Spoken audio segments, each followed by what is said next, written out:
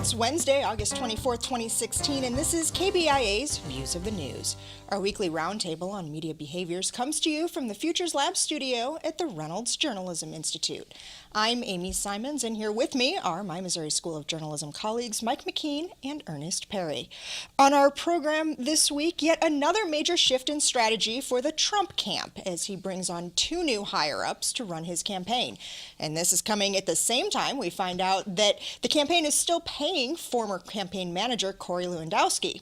He, at the same time, is also picking up a paycheck from CNN. Gawker.com has gone dark. UNIVISION bought the bankrupt media company and shut down its flagship site Monday. We'll talk about what this means for free speech, for audience engagement, and for the remaining properties that were once a part of Gawker Media. And the shoes, they make the woman. We'll talk about a St. Louis Business Journal feature which asked some of the city's most successful businesswomen to show up to a photo shoot with the pair of shoes they felt most defined them. The best way to bring some personality to the feature? Maybe, maybe not. I'll ask Mike and Ernest what they think. There's a lot more hopefully we'll get to before our half hour is up, but let's start by talking about what's going on with WikiLeaks. It's an Associated Press report that has come out that indicates some pretty significant collateral damage in WikiLeaks' crusade to expose government secrets.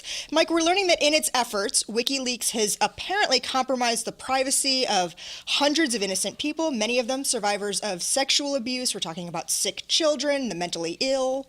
Yeah, and so a little background. WikiLeaks, as we all know, is this transparency site that takes a lot of government documents that they get from people such as Bradley Manning or maybe the Russians, and then they put them out there for everybody to look at. And what the AP story shows is that despite assurances from the WikiLeaks founder, Julian Assange, that they protect the privacy of ordinary citizens, it just isn't true. Either through negligence or because they don't have the staff to do it, they've found examples, the AP has, of more than 500 cases where WikiLeaks has put out data about everything from passport information to health records of all sorts of innocent folks, mostly in Saudi Arabia, including teenage rape victims, people being outed for being gay. And, basically it's just saying that for whatever reason, WikiLeaks is doing this when it has assured people that it wouldn't do it.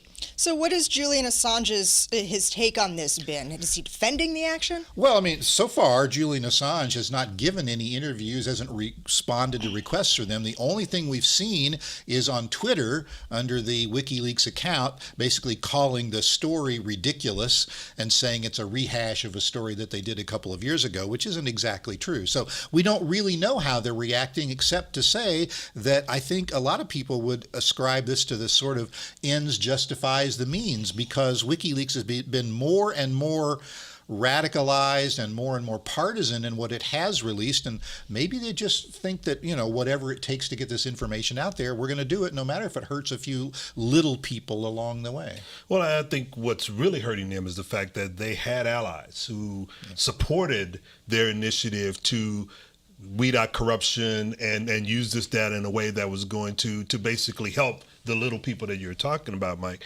And now they're losing that support because it's having an impact on people who don't have the means to fight back against WikiLeaks or to do what the Saudi government has done, what the U.S. government has done, which is basically to put out their own press releases and do their own PR to say, well, wait a minute, WikiLeaks, it's fine that you're putting this information out there, but you're also damaging the national security of sovereign nations and others. Yeah, it was just a few years ago when WikiLeaks was putting out, for example, the documents leaked by Bradley Manning, that they had the New York Times and they had the Guardian, they had the biggest publisher in Germany, lots of others who were not only working with them and doing stories based on these leaked documents, but the journalists were vetting the content and saying, hey, you probably shouldn't put this out there because it has this private information in it. Now those journalists aren't doing it because their relationship with WikiLeaks is soured, and so apparently nobody's doing it. Yeah, what it does is it damages its credibility, and it it's Julian Assange, for all the problems that he has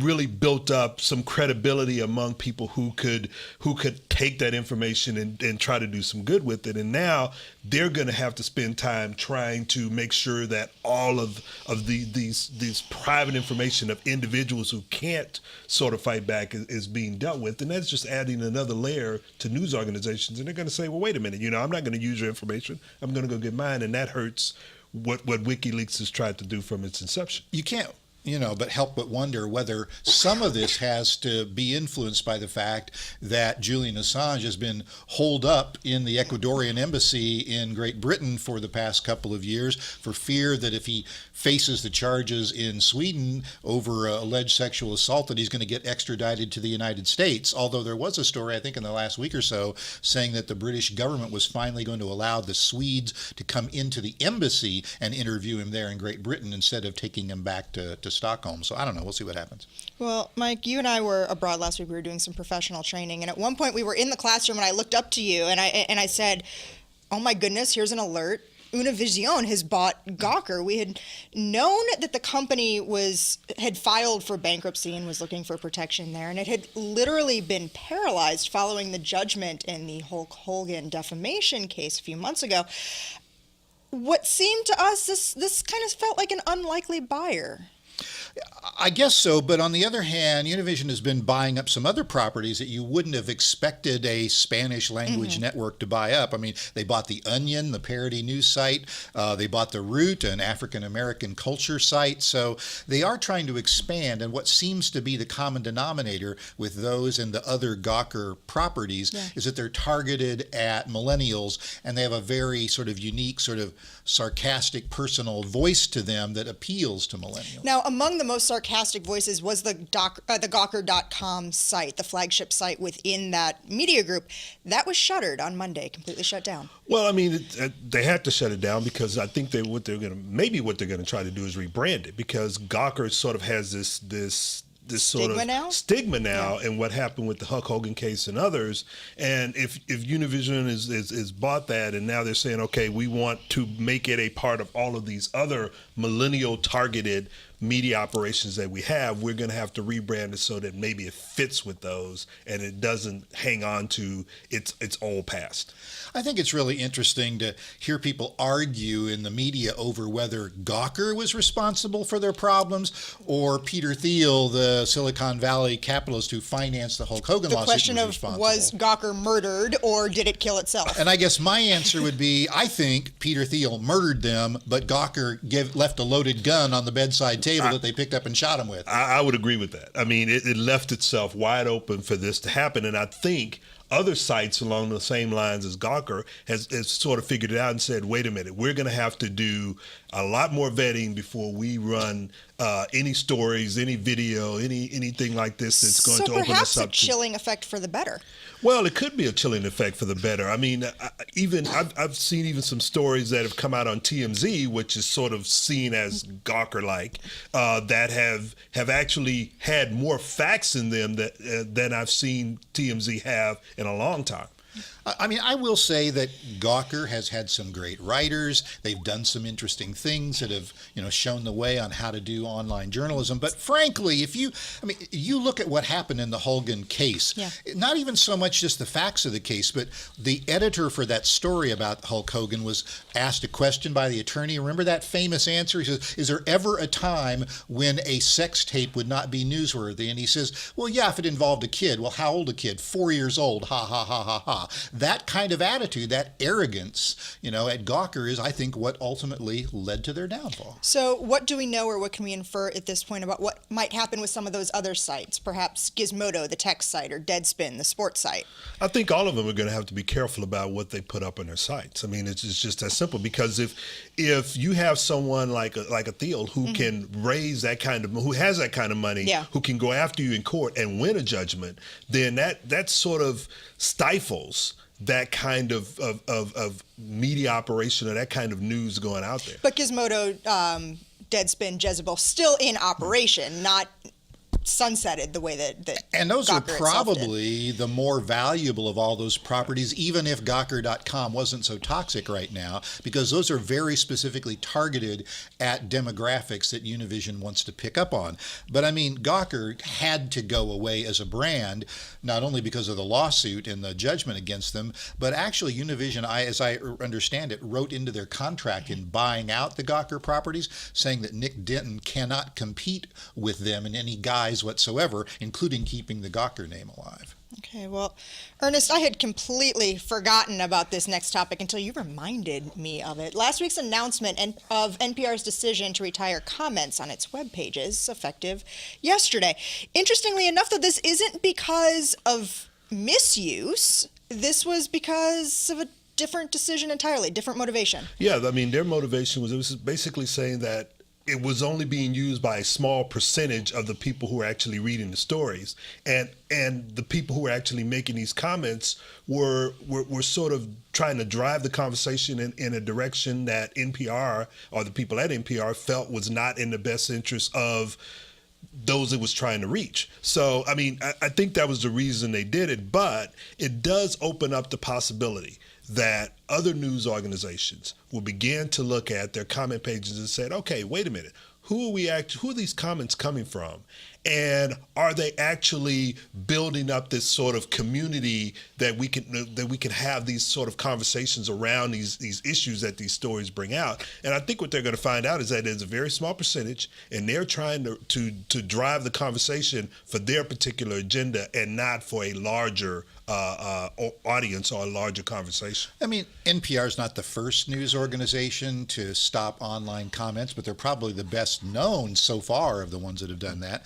And in some ways, I find it a bit depressing because, idealistically, back in the day, we were all saying these comments were a great way for democracy and for audiences to be engaged and to have this sort of great debate about big issues. But what it's really devolved into in most instances, including at NPR, is a handful of people, a lot of times writing very arrogant, hateful, partisan rants, and that really doesn't help very much. The one thing I do like about NPR's decision is that they're not just saying, too bad, so sad, comments are gone. They're going to rely on their social media, which they have robust social media accounts on Twitter and Facebook, but also they have other ways for people to comment. They have an ombudsman. Very few news organizations have that today. So no one can, I think, fairly say that NPR doesn't care about or give voice to their listeners. But I think going in that direction gives them more control. And I think that is one of the things that other media operations are going to look at is going to social media and being able to monitor that and present it in a way for a larger audience that they can see that, hey, there are others out here who are concerned about this issue, and here are their points of view in a way that's not demeaning and doesn't drive along these partisan lines. And I think that's where these comment sections are going. And that's one of the reasons why I think NPR, along with the fact that it was low numbers, moved in this direction. Part of that low numbers thing, too, is that this is a financial decision as much as anything else, that NPR had been using a third-party application called Discuss to go ahead and publish those comments and do that using social media and Facebook integration. I'd like to ask you maybe for your predictions in relying on the social media. Part of this is going to be expecting individual reporters, individual anchors to engage more heavily personally as well with the audience. How do you see that going? I mean, some do it already. Yeah. More of them need to do it if they're going to keep this up. But there's only one thing I worry about with this move away from their own private online commenting sections is the fact that you're going to create this echo chamber on social media where it's very easy for you only to comment in a space where you're commenting with others who believe exactly the same things that you do. Very true. We should mention KBIA.org is not yet a part of this. NPR is doing this with its national website and its national online products, and that the local member station's not yet a part of it. That could happen in the future. We don't know. But as our regular listeners know, and you'll hear it again at the end of the program today, we are, just like on the national level, on Facebook and on Twitter, and encourage people to get in contact with us in that way. Can we talk for a minute about Ryan Lochte and the bizarre story of what happened or didn't at the Rio gas station. So he wanted to save face, to keep his mom and the public from really knowing what went on that night. So he made up the story about being robbed at gunpoint. He lied to his family. He lied to police. But he lied to Matt Lauer. And that did not go over well with the NBC crew. He lied. He lied to you. Yeah. He lied to Matt Lauer. Lied to his mom.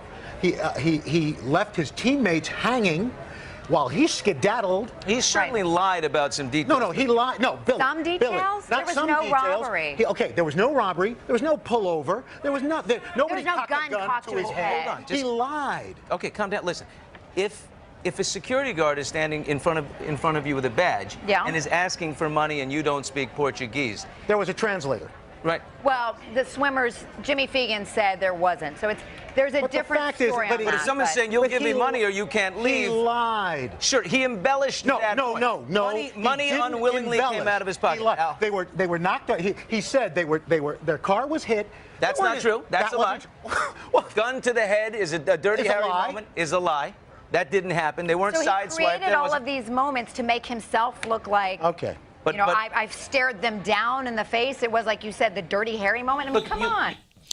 I don't know. I keep hearing Al Roker saying he lied, and I think of Lisa Simpson talking about her cat Snowball. Here's a snippet of Ryan Lochte's apology, which aired in full on the Today Show on Monday. I let my team down.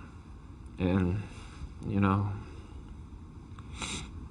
I wanted to be there. Like, I don't want them to think that I left and left them dry. Because, they were my teammates. I wanted to definitely be there. And I wanted to help out any way I could. And so I just wanted to make sure that they were home safe before I came out and talked. Then now that he has talked, now that the sponsors are dropping him, now that he's lost all of his street cred with the media and fans, couldn't possibly be anything lower than where it is right now. Most interesting thing about this story is how it came to light. Yeah, I was surprised that an Australian reporter and his videographer just happened to stumble upon Lochte's mom while they were going from one story to the next, and she let it out, that her son had been robbed at gunpoint, and then that's how the story developed. I felt for his mom, because it doesn't seem like she knew what was going on, and he left her hanging as much as anybody else. But the media aspect of this story that really amazes me is just how quickly, not just NBC, but especially NBC, fell for this. And I think it's like a lot of stories we talk about where this kind of problem comes up. The narrative was just too good. We wanted to believe it was true. It fit in with Rio's a dangerous place, and so we didn't vet it. Yeah, that was the first thing I thought about was, wait a minute, the Olympics have gone, they've had their issues, but nothing related to security. And now all of a sudden we have Olympic athletes robbed at gunpoint at a convenience store in Rio. And within less than 12 hours, this story had completely fallen apart. And I think Al Roker's right. He lied. And they flat out called it that way because they felt embarrassed about the fact that they didn't do due diligence. I'm talking about NBC didn't do due diligence on this. So you say that, and we saw Al Roker and how he reacted to that. That was... He was a upset. week later, it's almost comical how upset he was, frankly. But what does that tell us about how NBC goes about showcasing the athletes during their Olympic coverage, about how they cover them as people during the course of the week in terms of news coverage? Well, what it says, they cover them the same way they always have. They're stars. They are the superhuman beings of sports in the Olympics, and it falls into the narrative and that sort of thing. Stars are still flawed, though. I understand that, but not the Olympic stars. They're not flawed when they're in the Olympics. They're flawed after they leave the Olympics. While the Olympics is going on, they are the shining light. I have to say, too, that while I really enjoy seeing Al Roker take down Billy Bush, I don't think he was doing it because he was a defender of journalistic values. He was embarrassed because he's a Today Show lifer. He's a veteran. Here's Billy Bush, the new guy on the block who comes from Access Hollywood, had this exclusive interview. Ryan Lochte wants to go Hollywood. And so I think the motives for that exchange were, less than pure. It may not have been about defending journalism. It was about defending NBC and defending the Today Show. Right. Well, defending the journalism part of the Today Show, which has been under fire for years because of the movement toward Access Hollywood, TMZ kind of things that they do on the show. I will say, though, there was one criticism of this whole thing that I found maybe a step too far. There are some critics who were saying that this basically showed, this whole Ryan Lochte story showed how the media were basically being racist and elitist about an Olympics that was in South America, where a country with predominantly people of color were running it. I mean, there are problems with crime in Rio. There are problems with environmental degradation. The AP did fabulous stories months in advance about water quality problems and all of that. The Zika virus is real. Those are stories you have to cover. But unfortunately, the Lochte story and how it was covered kind of plays into that ugly American narrative. Well, the problem with it is that the initial story, the initial lie fit the narrative that Americans want to believe about Rio, and that in certain parts of Latin America. And then when the lie was unveiled, then the other part of the story comes out where you start talking about, well, this is a bad boy Lochte we always knew about, and these stories go like, well, wait a minute, why didn't you go to that narrative first as opposed to going to the narrative about Rio being an insecure place? That's the problem I have with it. Okay, well, we have some more changes to talk about in the Trump campaign. Paul Manafort is out, Steve Bannon and Kellyanne Conway are in. Bannon comes to the campaign from the ultra-conservative Breitbart News, and Conway, a pollster who hasn't had a super prominent role in a campaign, at least at the level she's at right now previously. What does this change signal? I mean, it is the third one this summer. I don't know. I mean, it's almost like he's changing top leadership on a weekly basis. I mean, some would say that this is a doubling down toward the right-wing extreme part of the party because that's where Breitbart comes from. That's where she comes from and everyone else who's sort of moved into this. I also think that it's running away from Manafort and the problems he's having with his exposure to the Ukrainians and his operations there, and the fact that now you have a federal investigation against him. So I think Trump is sort of running away from that. I have no idea. And it also seems like they're running away from the Republican establishment and the RNC, even though they're taking a lot of their funds from the RNC. So, I mean, I just don't know where it's going right now. It is kind of weird. I mean, Bannon is not the only high-profile conservative media personality who in the past week or two we found out is providing advice to the campaign. And Sean Hannity, Roger Ailes and Sean Hannity. And, you know, on the one hand, you could say it's doubling down on, going after the base, but then the very next day after this happens, he comes out and has this kinder, gentler version of his immigration policy, maybe or maybe not. So I don't think it's easy to predict or explain anything that the Trump campaign is doing. Well, and this is all happening at the same time, too. We spent a lot of time talking earlier this summer about former campaign manager Corey Lewandowski, who left under some interesting circumstances earlier in the summer after having been accused of putting his hands on several people, including a former Breitbart reporter, going to work for CNN as a commentator. We find out in an FEC filing this week that in the month of July, he was collecting paychecks from both the Trump campaign and from CNN. Well, it may have been something that was in his contract with Trump where he was going to be paid out over a series of months, and he was getting his money. And CNN, I wonder whether or not they did due diligence in their vetting of him before they brought him on, which was something that many inside CNN were basically saying, hey, should we be doing this? Yeah, I mean, I think the spotlight should fall on CNN. I mean, hey, Lewandowski's just getting his money.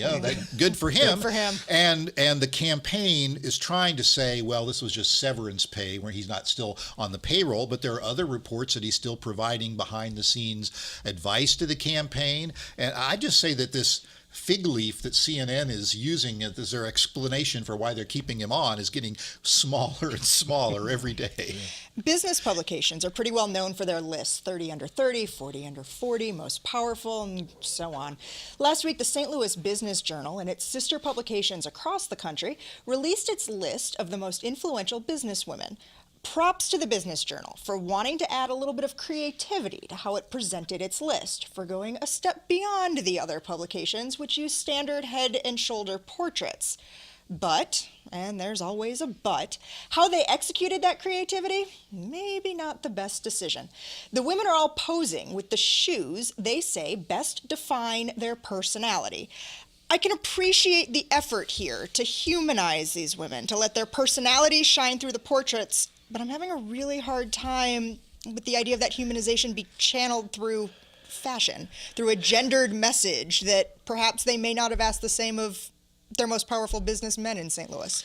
Yeah, when you sent this story and I read it, Yeah. the first thing that popped into my mind was whoever was at the table when this, somebody should have said, wait a minute. We need to rethink this. As you know, something just doesn't seem right here. These kinds of stories really bother me because it makes me think that there's this sort of groupthink within news organizations where people may be thinking in the back of their mind something, but they're afraid to say Well, it. and unfortunately, the person whose byline is on this feature and the person who wrote a good chunk of it is a former student of both mine and of Mike's. So somebody who also went through some of the programming in the curriculum that we teach in cross-cultural journalism and how to speak up in those situations. Yeah, and I think, she is learning a very important lesson from what happened here. But I also think that she was probably the low person in that hierarchy because And I there's would at agree with least that. one senior editor, a male, who was quoted when being interviewed by the Riverfront Times as saying, well, we talked about it in the newsroom and there were some people who kind of, complained about it, but, this was really the right thing. And as the Riverfront Times pointed out, maybe you should listen to your newsroom in the future and you won't do stupid things like this. To me, it's one of those things we say in the class all the time. It's not what you meant to do, it's what you did. It's what you did.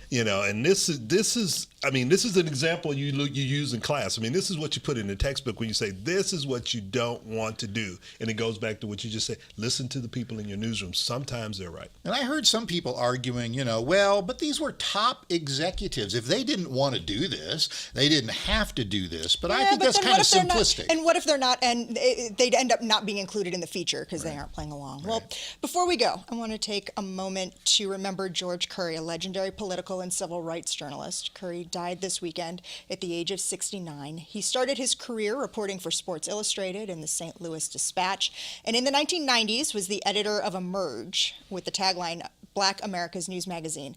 In 1993, there was a cover of that magazine that depicted an image of then Supreme Court nominee Clarence Thomas wearing an Aunt Jemima-style handkerchief next to the word betrayed. Champion of the black press lost. Yes, I've known George Curry for a while. When I first got into journalism, and I was my early years in the National Association of Black Journalists, ran into George at many of the conferences and actually worked with him on the conference in Houston. And he was always a champion of the causes that within the African American community that many of the mainstream newspapers didn't want to pay attention to. So I think I know he's going to be sorely missed as a champion for the African American community. Okay, well, we're out of time for today. You can read more about the topics we talked about on our links blog. That's under the programs tab at KBIA.org. Like us on Facebook or follow us on Twitter. Our handle is @ViewsOnKBIA. Want to catch our program again or find it in new ways? We're available online at KBIA.org, on YouTube, and everywhere you find your favorite podcasts, including the NPR One app. These are all great ways to watch and listen to the program again, leave us comments, questions, see what we'll be talking about next week, and more. Our thanks to RJI's Travis McMillan for directing today's show, to KBIA's Pat Akers for handling the audio for us, and Megan Sheets, our associate producer. I'm Amy Simons. I will be back here next week with Mike, Ernest, and we will have another edition of Views of the News.